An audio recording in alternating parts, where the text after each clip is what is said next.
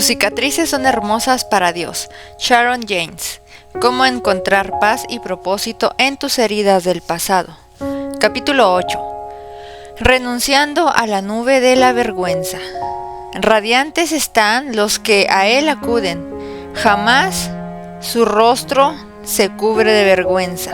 Salmo 34:5. La mesa era terriblemente fría, lo mismo que las manos del médico que trabajaban con rapidez para extraer la pequeña vida cuyo corazón recientemente había comenzado a latir. Todo me daba vueltas en la habitación y la vergüenza de lo que estaba permitiendo que hicieran a mi bebé amenazaba con asfixiarme también a mí. Si bien no había sonidos ni ruego verbal, yo podía escuchar una voz muy pequeña llamándome desesperadamente. ¿Qué era lo que decía? No, por favor, no. Por favor, no. No, por favor. Pero ya era demasiado tarde. La voz no estaba más. Lo mismo que el pequeño cuerpo. La misma culpa, la depresión y el total sentido de desolación me siguieron al dejar esa habitación.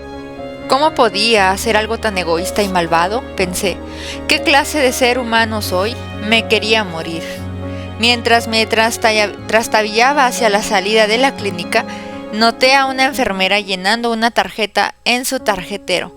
Supongo que tenía mi nombre y la información concerniente a mi bebé muerto, y eso es todo, pensé. Su vida entera en una tarjeta que va a permanecer entre la E y la G en ese frío gabinete de metal. ¿Qué decía la tarjeta? ¿Mencionaba si era un niño o una niña? Llamémoslo intuición, pero yo creo que era un varón. En los días y semanas que siguieron, me imaginé a las manos de Dios formando los rasgos de mi bebé, su personalidad, sus gustos y sus disgustos. Luego me convencí a mí misma a que dejara de pensar en todo esto, que no importaba, pero de alguna manera yo sabía que sí importaba. Sabía que algo que importaba mucho estaba escrito en una tarjeta, en vez de estar con vida, respirando, riendo y amando. La tarjeta nunca va a mencionar las expresiones de su rostro, si hubiese dado sus primeros pasos o pedaleando por primera vez en su bicicleta. La tarjeta nunca va a contar acerca de las muchas noches que yo hubiera ido hasta su cuarto, luego de haberlo puesto a dormir, simplemente para poder acunar su cuerpecito en mis brazos, a la forma en que yo hubiera sonreído al ver su pelo revuelto al despertar al día siguiente. Ese pequeño niño no va a conocer nunca lo que es mandar besitos o nunca va a experimentar la alegría de ver a su papá llegar a la casa después del trabajo. No va a conocer nunca la calidez y seguridad de ser abrazado por su mamá luego de tomar un baño. No, la tarjeta no va a contar nada de todo esto porque nada de esto va a suceder. Ginger. Ginger es una belleza de ojos castaños, menudita, de alrededor de 1,60 y unos 55 kilos de amor por Jesús. Pero no siempre fue así. Desde su nacimiento, los padres de Ginger la adoraron. Ambos la consentían y eran muy livianos con ella en cuanto a la disciplina. Cuando cumplió 16 años, Ginger recibió un auto que mostraba una tarjeta en la parte de adelante, consentida al máximo. Durante la adolescencia de Ginger, sus padres se interesaron en la fe cristiana y ambos llegaron a comprometerse con Cristo. Por primera vez, la iglesia se convirtió en una parte importante de la vida de la familia. Ginger no estaba contenta con este cambio. La libertad que siempre había disfrutado ahora era filtrada a través de la nueva fe que sus padres habían encontrado. Si voy a tener que ir a la iglesia, pensó Ginger, entonces me voy a buscar al muchacho más apuesto y loco que encuentre allí para salir con él. Y así lo hizo. Todavía recuerdo el dolor en mi estómago la noche en que junto a mi mejor amiga nos sentamos en la cama a esperar a ver si la cinta se volvía rosada, dice Ginger, y así sucedió. Ginger estaba en el último año de la escuela secundaria y embarazada. Una semana más tarde, Ginger junto a su noviecito salían de la clínica de abortos, ambos conscientes de que habían cometido el error más grave de sus vidas. En unos pocos segundos y por $200, el hijo de ambos estaba muerto. Por muchos años, Ginger escondió la vergüenza y gran dolor por lo que había hecho en un lugar secreto, con la llave invisible colgándole de su cuello. Su familia no podía entender sus periodos de depresión. sus tiempos de silencio y sus lágrimas repentinas. Cuando Ginger veía a bebés o niños pequeños llorando, ella también lloraba. ¿Es así como se sentía mi hijo cuando lo arrancaban de mi cuerpo?, se preguntaba. Las desveladas noches de Ginger eran seguidas por horribles pesadillas de niños muertos. Sabía que tenía que contárselo a alguien, pero ¿a quién? Finalmente Ginger decidió contarle todo a un hombre que trabajaba en el restaurante de sus padres. Ella sabía que era cristiano y que podía confiar en él. Ginger, lo que hiciste estuvo mal, pero Dios te va a perdonar si se lo pides, le dijo Sam. No merezco ser perdonada, dijo Ginger llorando. Es verdad, ninguno de nosotros lo merece. Justamente eso es lo que significa la gracia, recibir el perdón que no nos merecemos, y también tienes que perdonarte a ti misma. Este hombre la alentó. Creo que nunca voy a poder hacer eso, musitó entre sollozos. Pienso que lo primero que debes hacer es contárselo a tus padres. Nunca vas a estar totalmente libre hasta que lo hagas, continuó Sam. Luego Sam tomó entre sus manos las manos de Ginger mientras oraba por ella. Aunque la herida estaba abierta y sangrando, ya se vislumbraba el comienzo de la cura para Ginger. Una noche más tarde, Ginger fue al dormitorio de sus padres. «Mamá y papá, hay algo que les quiero decir», dijo Ginger con un hilo de voz. «Entra, querida», dijo su madre, mientras se extendía para encender la luz de su velador. «No, no enciendas la luz», rogó Ginger. Los siguientes momentos parecieron una eternidad. Ginger se subió a la cama de sus padres, se acurrucó entre los dos y les contó toda la historia del embarazo, el aborto y el persistente sentimiento de culpa y dolor. Durante varias horas los padres lloraron y consolaron a su pequeña. Ginger también le pidió a Dios que la perdonase y eventualmente pudo perdonarse a sí misma.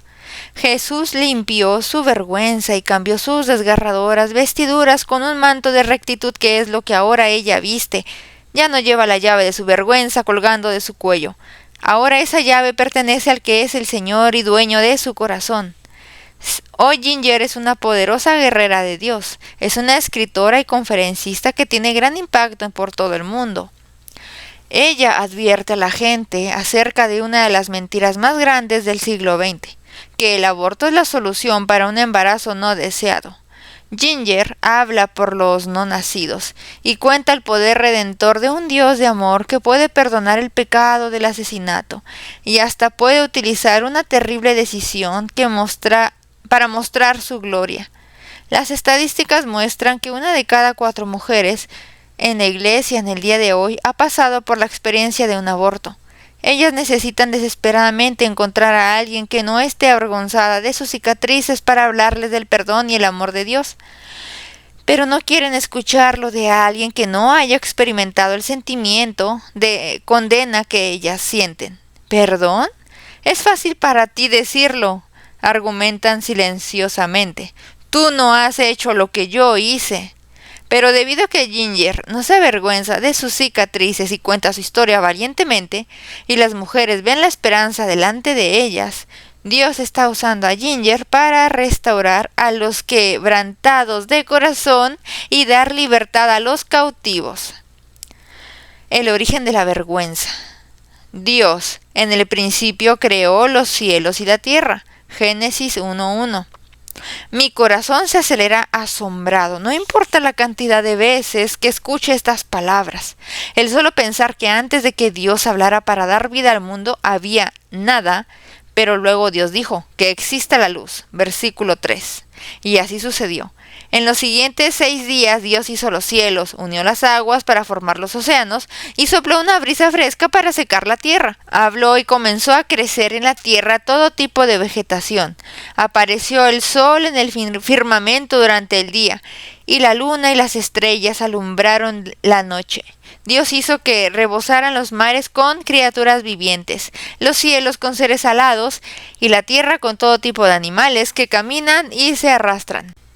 En el 6º día, Dios decidió hacer una criatura como ninguna otra que hasta ese momento había creado. Alguien a su propia imagen. Así que, en vez de darle vida como lo había hecho con toda su creación anterior, Dios se inclinó y juntó un poco el polvo de la tierra. y con ese polvo los dedos de Dios dieron forma y moldearon al hombre. Al final de cada día, Dios miraba lo que había hecho y decía, esto es bueno. La única ocasión en que dijo, esto no es bueno, fue cuando comentó, no es bueno que el hombre esté solo. Génesis 2:18.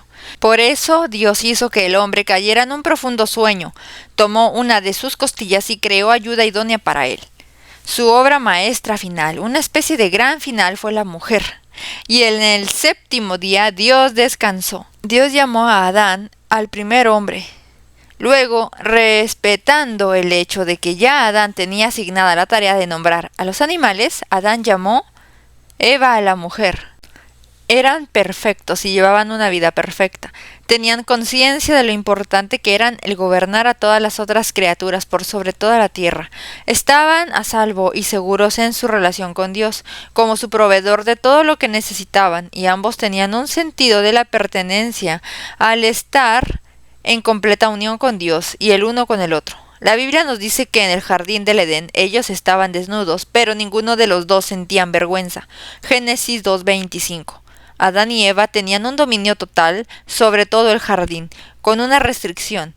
Puedes comer de todos los árboles del jardín, pero del árbol del conocimiento del bien y del mal no deberás comer. El día en que de él comas, ciertamente morirás. Génesis 2:16 y 17. Pero muy pronto Satanás se deslizó en el utópico mundo de Adán y Eva. Con gran malicia tentó a Eva con la única restricción que había sido impuesta por Dios. La hizo pensar que Dios estaba escondiendo algo, lo cual es el modo de operar favorito de Satanás. Primero cuestionó a Dios. ¿Es verdad que Dios les dijo que no comieran de ningún árbol del jardín? Génesis 3:1. Segundo, contradijo a Dios. No es cierto, no van a morir. Versículo 4. Tercero, hizo que Eva dudara de la justicia de Dios. Dios sabe muy bien que cuando coman de ese árbol se les abrirán los ojos y llegarán a ser como Dios, conocedores del bien y del mal. Génesis 3:5. Eva creyó las mentiras del engañador y comió de la fruta prohibida. Luego le dio a su esposo y él comió también. Y en ese momento se les abrieron los ojos y tomaron conciencia de su desnudez. Por eso, para cubrirse, entretejieron hojas de higuera. Génesis 3:7. En el preciso momento en que Eva hincó sus dientes en la fruta prohibida, el miedo y la vergüenza hicieron su entrada en el mundo. La relación que tenían con Dios se rompió y murieron sus espíritus. Inmediatamente Adán y Eva trataron de cubrir su vergüenza, entretejiendo hojas de higuera para hacerse delantales. Cuando eso no fue suficiente, trataron de esconderse de Dios entre los árboles del jardín. Al día siguiente, Dios vino para hacer su caminata matutina con sus amados hijos, pero no los podía encontrar. Así que llamó, ¿dónde estás? Esa fue la primera pregunta en la Biblia y es todavía la pregunta de Dios a nosotras en el día de hoy. ¿Dónde estás? No importa lo que hayamos hecho, por lo que deseamos esconder nuestro rostro de la presencia de Dios. Él nos llama a que salgamos del escondite y entremos en sus brazos. ¿Dónde estás, hija mía? Ven a mí. El hombre, Adán, contestó, escuché que andabas por el jardín y tuve miedo porque estoy desnudo. Por eso me escondí. ¿Y quién te ha dicho que estás desnudo?, le preguntó Dios. ¿Acaso has comido del fruto del árbol del que yo te prohibí comer? Él respondió, la mujer que me diste por compañera me dio de ese fruto y yo comí. Entonces Dios, el Señor, le preguntó a la mujer, ¿qué es lo que has hecho? La serpiente me engañó y comí, contestó ella. Génesis 3, versículos 10 al 13. Debido a esta desobediencia, Dios maldijo a la serpiente, condenó a Adán y a Eva a una vida de problemas y duro trabajo y los echó del jardín del Edén para siempre. Pero Dios tenía un plan para reunir a la humanidad caída consigo mismo. En el libro Un regalo para todos, Max Lucado escribió, el momento en que la fruta prohibida tocó los labios de Eva, la sombra de la cruz apareció en el horizonte. Y entre ese momento y el momento en el que un hombre con un martillo clavó las manos de Dios en la cruz, tomó lugar un plan maestro. Adán y Eva trajeron pecado y vergüenza al mundo en el jardín del Edén, pero Jesucristo estableció una manera de borrarlos en el jardín de Getsemaní. Adán y Eva desobedecieron a Dios al comer del árbol prohibido, y Jesucristo dio su vida como sacrificio para erradicar la vergüenza al ser colgado del árbol del Calvario. Señales de vergüenza. Antes de empezar a bailar y cantar de alegría por lo que hizo Jesús por nosotras, miremos al jardín del Edén por un instante para notar las características de la vergüenza. Desde el primer momento en que la vergüenza entró en el mundo hasta ahora, es similar, se la siente igual y tiene el mismo efecto sobre la humanidad. La vergüenza esconde. Adán y Eva se escondieron de Dios. La vergüenza hace que escondamos nuestro verdadero ser del mundo. 2. La vergüenza niega. Ambos, Adán y Eva, negaron que habían hecho algo malo. 3. La vergüenza echa la culpa a otros. En vez de admitir que habían fallado, Adán le echó la culpa a Eva. Eva le echó la culpa a Satanás y Satanás simplemente sonrió. 4. La vergüenza trata de encubrir. Adán y Eva trataron de encubrir su pecado con hojas de higuera.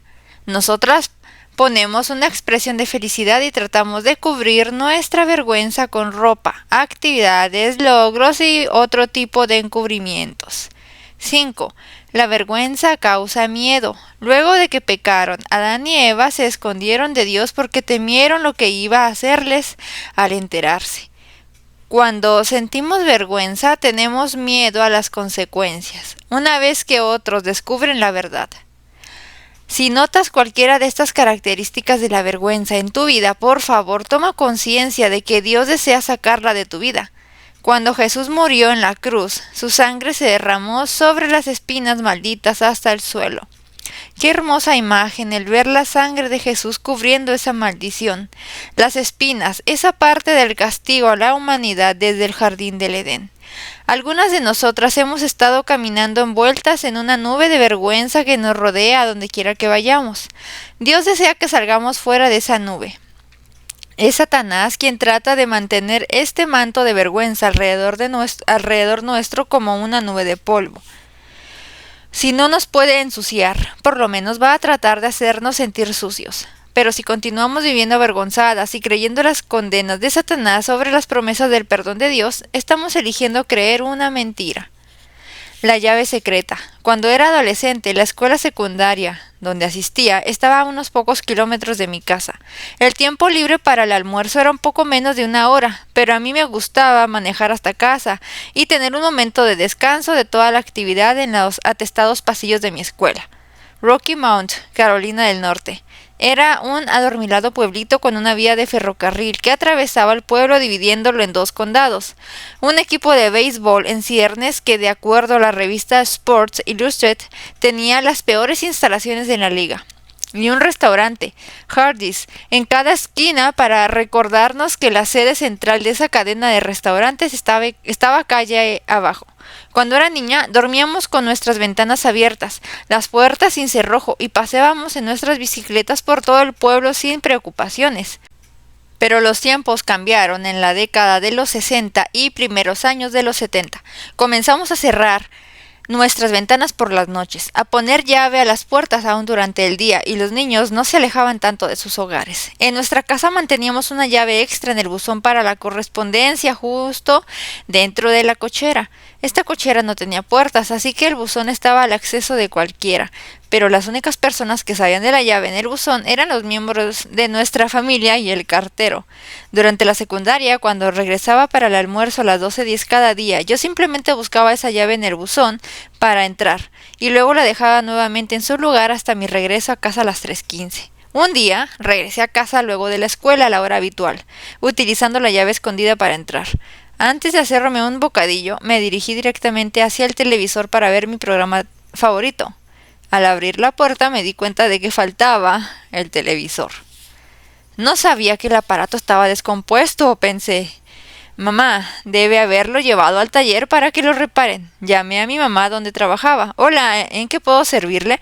Hey mamá, soy Sharon. ¿Llevaste hoy el televisor para arreglar? No, no lo hice. ¿Por qué? Pues no está en su lugar. ¿Qué quieres decir con que no está en su lugar? Pues que no está. El armario está vacío. ¿Faltan algunas otras cosas?, preguntó con cierto tono de miedo en su voz. No sé, déjame ver. No tuve que ir muy lejos para ver que faltaban otros elementos de la casa. Cuando regresé al teléfono para informarle, mi madre dijo: Sharon, sal de ahí rápido. Cuando llegó la policía descubrimos que alguien había entrado en la casa y se había llevado varias cosas. ¿Cómo logró entrar? Pues claro, había utilizado la llave escondida. Aparentemente alguien me había estado observando, sabía que yo venía a la casa a las 12:10 y que volvía a salir a las 12:45. También sabía que regresaba a la casa a las 3:15. Así que entre las 12:45 y 3:15 simplemente tomó la llave del buzón, entró y se llevó consigo todo lo que deseaba de nuestras pertenencias personales. Luego, después de llevarse todo lo que quería, el ladrón simplemente cerró la puerta con llave y la puso nuevamente en el buzón para seguridad.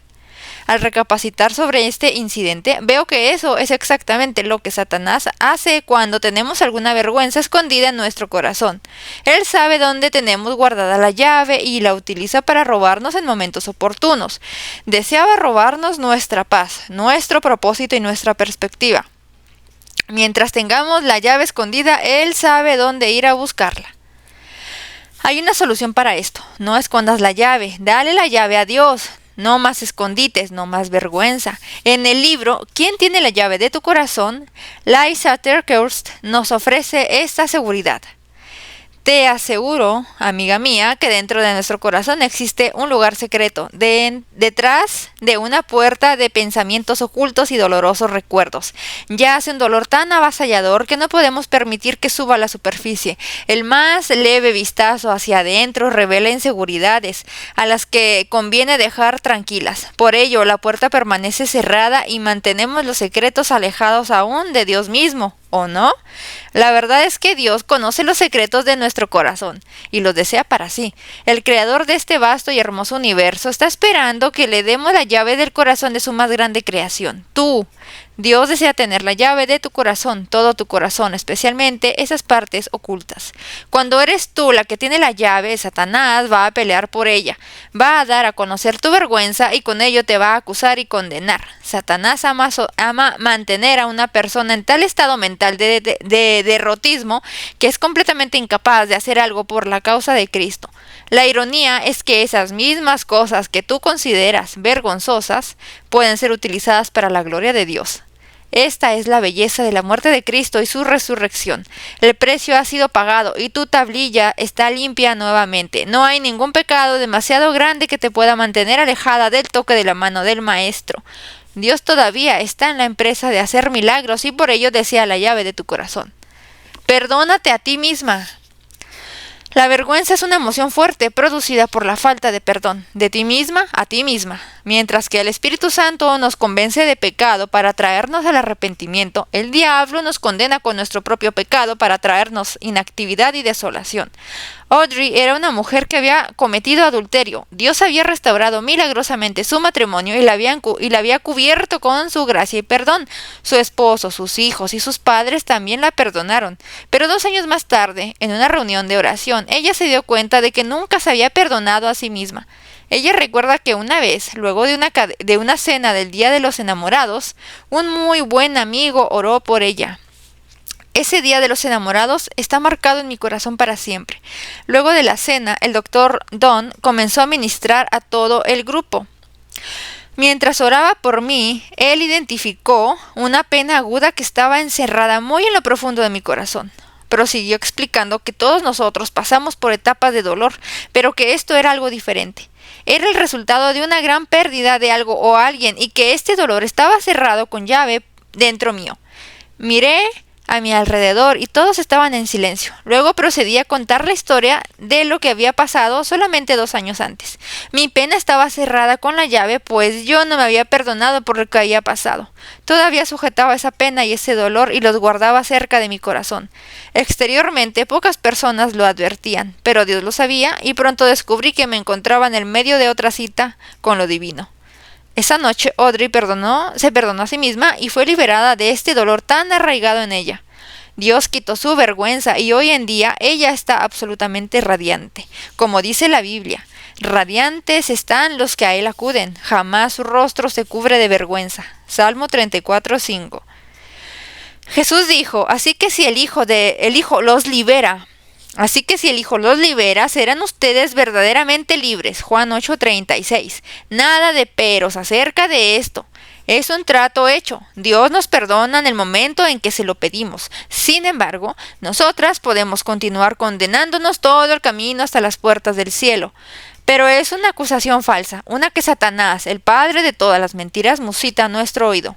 La Biblia dice que el sacrificio de Jesús limpia nuestra conciencia de obras que llevan a la muerte, Hebreos 9:14, y que no hay otra condenación para aquellos que están en Cristo, Romanos 8:1.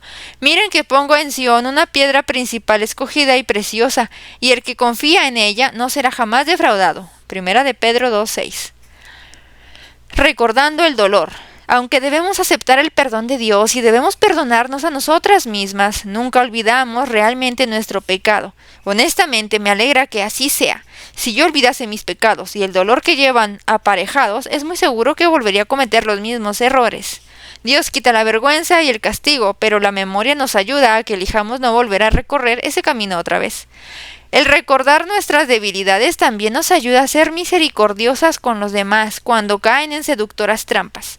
Yo soy más compasiva ahora de lo que era hace unos 30 años atrás, cuando mis propios errores eran muchos menos. Al mirar los errores cometidos por otros, teniendo presente como trasfondo mi propio pasado oscuro, hace que esos errores sean menos visibles para el ojo que juzga.